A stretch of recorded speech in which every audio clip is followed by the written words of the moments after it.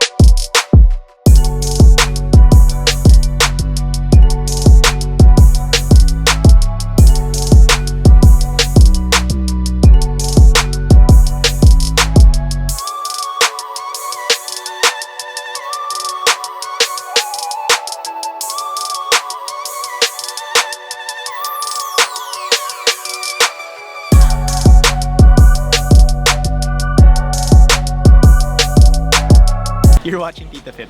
So if you like talking about fitness, wellness, and living a healthy lifestyle, do check out our channel, check out our other videos. Follow us on social media, TitoFit on Instagram, and you can follow me at Jeridan_Conde on Instagram if you like to see the non-TitoFit side of stuff.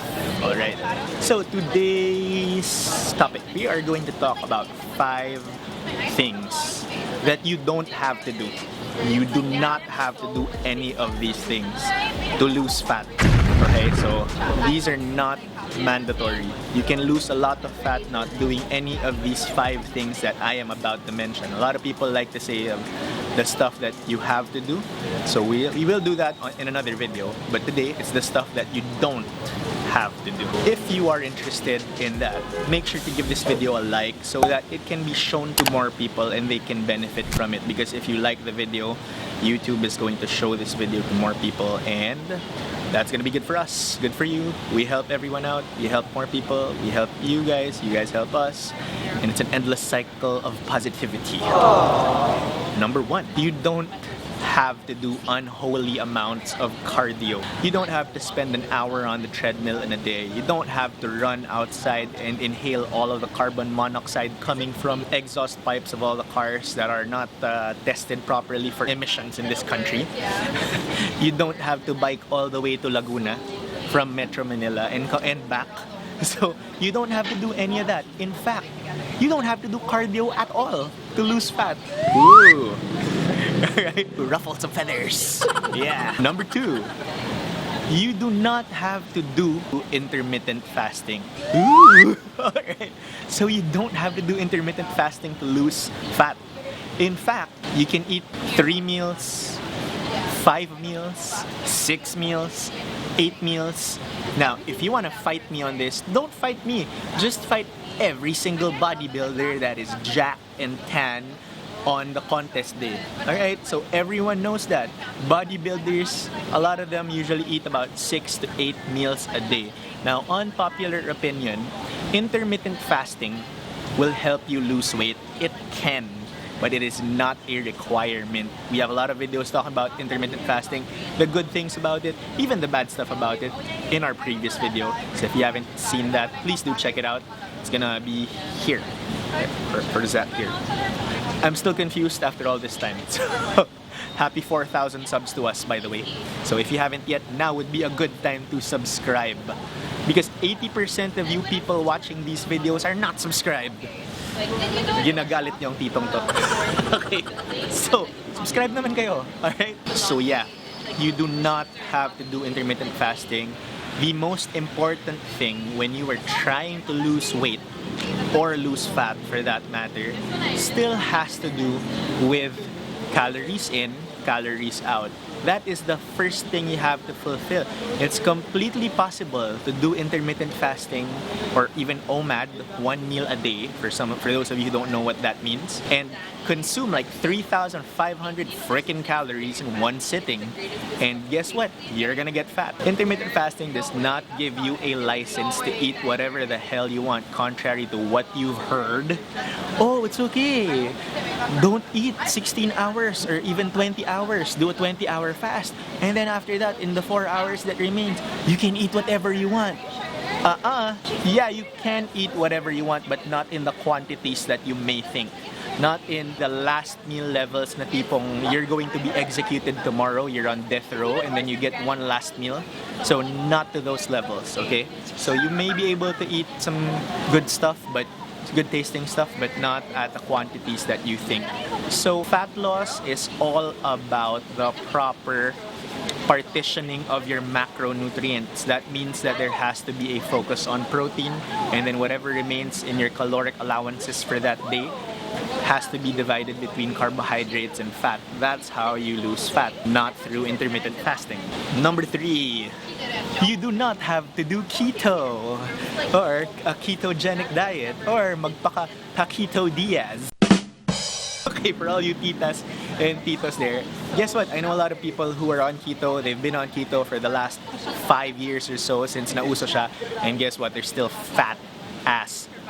So fat, in fact, that they've been yo-yoing for the last 5 freaking years. And they're still on keto. And they love to preach the health benefits of keto. Guess what? It's just confirmation bias on their part. They're gonna read something good about keto, about this and that, and then they're gonna post it. And it's just confirmation bias because they reject anything that does not align with that religion. Okay, so I'll call keto religion because the keto apologists, if you get into a debate with them, it's almost like getting into a debate about religion or politics. So they're that zealous about their beliefs in keto. So you know, nutrition is not about a belief system. Nutrition is about science. Okay, that's how simple it is. You don't have to do keto. You can do low carb, you can do high carb or moderate carb. You can actually do high protein. What I don't like about keto is the number one macronutrient that matters on a ketogenic diet is fat.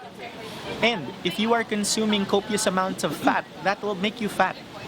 Easy. Why is that? Because 1 gram of fat is equal to 9 calories. So it's very, very easy to overeat. On the other hand, a gram of protein and a gram of carbohydrates is equal to just 4 calories each. So protein and carbohydrates are less than half the amount of calories you get compared to fat if weight is equal, or basically the nutritional value is equal. Now, there are good things about dietary fat. You shouldn't be scared of dietary fat. So if there's anything that the ketogenic diet has taught us, that could be it. Don't be scared of things like butter. Maybe don't slather what you eat in butter. For those of you who are trying to lose a lot of fat, go easy. Okay? You don't have to do a ketogenic diet. Any diet will do, because the most important thing is to stay in a caloric deficit. A slight deficit, 300 to 500 calories down over a long period of time. That's the best strategy. Number 4. I'm gonna ruffle a few feathers here, especially the Filipinos who have rejected their being Filipino. Okay, so number 4, you don't have to give up rice. You can eat rice. Okay?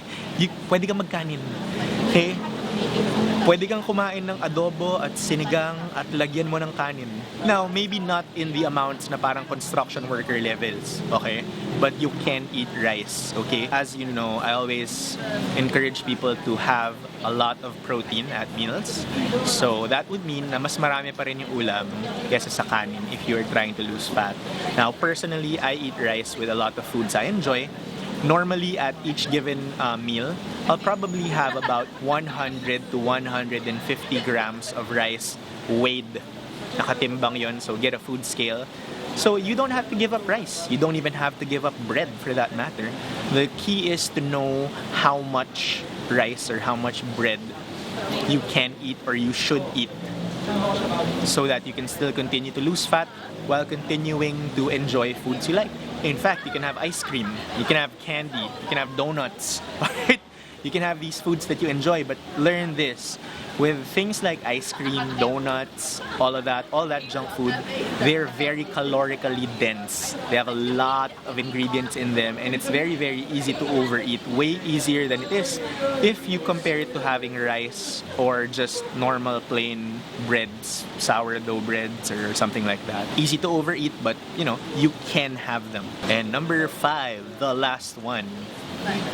You do not have to work out every day, or you don't even have to work out for long periods of time. 45 minutes to 1 hour will be sufficient. Now, how often? 3, maybe 4 times a week. Maximum of 5, but I'm going towards 3 or 4 times a week more, especially if you're new to this, if you're not yet too advanced. Ease up into it, 3 to 4 times a week. What you want to do is to increase your activity level on a daily basis. This is what we call non-exercise activity thermogenesis, or NEAT. So basically, this is the amount of calories that your body burns from normal day-to-day activities. A lot of us are working from home nowadays, and we don't get too much walking in, unlike in the past pre-pandemic, where we would get to walk a lot. We'd get to, especially if you're working in an office, coming down for lunch, you're gonna go to the cafeteria or go to a restaurant nearby, you'd probably be walking. But now, you walk to the kitchen. That's much, much closer than it used to be. So, in that case, you may want to go for a walk during the day or after meals. 10 minutes gets to control your blood sugar as well. As far as exercise is actually concerned, you want to lift weights. That will give you the most bang for your buck. Cardio out, weights in. So very, very short video for today. Just some simple reminders, just those 5 things that you do not have to do. So don't feel too pressured to do those. If your friends tell you, oh, this, that, remember, your friends are not experts unless they are. They have not been coaches in the fitness industry for the last 15 years unless they are. None of their principles have been tried and tested by hundreds of people unless they have. Okay, so just remember those, because TitoFit knows is all of those.